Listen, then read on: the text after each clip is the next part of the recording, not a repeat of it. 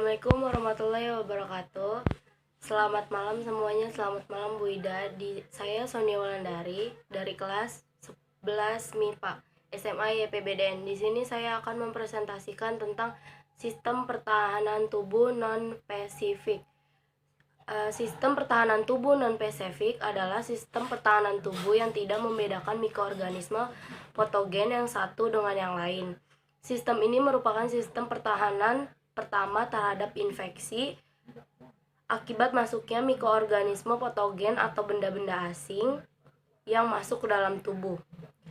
Sistem pertahanan tubuh non-spesifik dibagi menjadi dua, yaitu sistem pertahanan tubuh non-spesifik eksternal atau permukaan tubuh bagian dalam, dan sistem pertahanan tubuh non-spesifik internal bagian luar. Saya akan menjelaskan sistem pertahanan tubuh non-spesifik eksternal. Sistem pertahanan tubuh non-spesifik eksternal merupakan sistem pertahanan tubuh terluar atau sistem yang pertama akan menerima rangsangan dari antigen atau patogen, yakni organisme yang dapat menyebabkan penyakit seperti bakteri, jamur, atau virus. Sistem pertahanan ini diperankan oleh kulit, membran mukosa yang menghasilkan lendir, air liur, air mata, dan sekresi mukosa atau mukus. Kulit merupakan pertahanan tubuh terbesar dan mudah dilihat secara normal. Kulit tidak mampu ditembus oleh bakteri kecuali jika ada kerusakan atau misalnya luka. Maka bakteri atau virus dapat masuk ke dalam tubuh melalui jalan ini. Jika kulit dapat ditembus oleh patogen, maka pada bagian tersebut akan terjadi infeksi. Sehingga terjadi peradangan. Nah, di saat inilah kemudian tubuh akan mulai merespon, di mana aliran darah yang membawa banyak sel darah putih meningkat. 1. Pertahanan secara mekanik. Pertahanan secara mekanik seperti terjadi pada rambut, hidung, dan silia. Rambut hidung bertugas menyaring udara dari partikel-partikel berbahaya maupun dari mikroorganisme yang kurang menguntungkan. Sedangkan silia yang terdapat pada trakea berfungsi berbahaya yang tertangkap dalam lendir dan keluar bersama air ludah. 2. Pertahanan secara biologis. Pertahanan secara biologis seperti adanya populasi bakteri yang tidak berbahaya yang terdapat pada permukaan kulit dan membran mukosa. Bakteri-bakteri tersebut berkompetisi dengan bakteri patogen dalam memperoleh nutrisi sehingga perkembangan bakteri patogen terhambat. 3. Pertahanan fisik.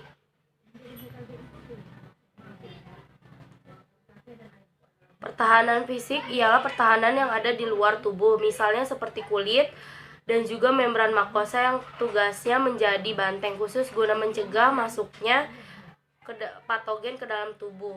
Ciri-cirinya: 1. Tidak selektif. 2. Tidak bisa mengingat infeksi sebelumnya. 3. Ekspornya sebagai respon maksimal ada dalam komponen tertentu yang bisa menangkal radikal bebas.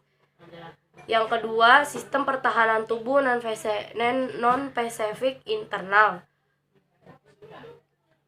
Sistem kekebalan tubuh non-spesifik internal akan menyerang semua patogen yang mampu lolos dari perlawanan sistem kekebalan tubuh luar atau eksternal, atau kulit dan membran mukosa. Sistem pertahanan internal ini merupakan pertahanan yang dilakukan oleh dalam tubuh itu sendiri yang berperan oleh sel fagosit dan protein antimikroba. Respon tubuh pada sistem pertahanan tubuh non-spesifik. Respon tubuh terhadap serangan mikroba patogen dapat berupa peradangan dan demam.